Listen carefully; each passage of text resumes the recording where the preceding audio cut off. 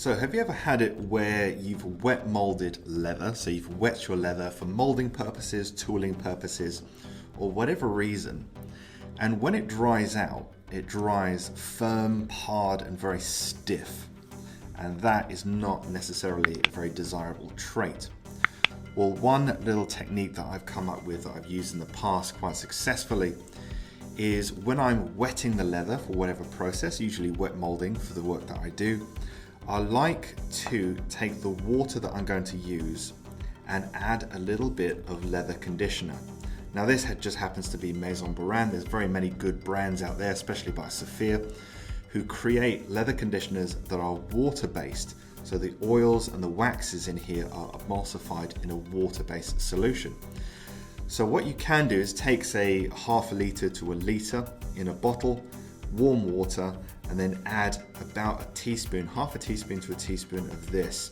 And it really depends on the solution, so you might need to play around with it to get the ideal recipe.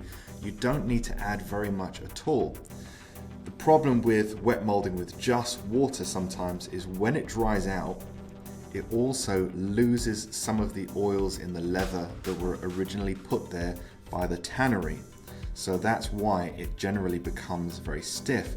But if you're adding them back at the same time, then you're effectively replacing what you're going to lose during the drying out process. Now you can also add dyes to this solution as well. So if you're using a water-based dye, adding a little bit of conditioner to it, not very much, just enough to counteract the loss of oils during the drying process.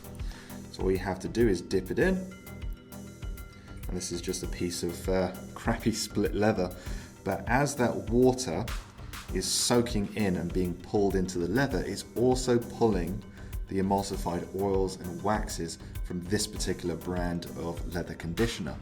And that way, once it's dried out after you've wet molded it, it's still going to have a soft, supple nature that it had before, and you're also going to prevent drying and cracking and tearing with age.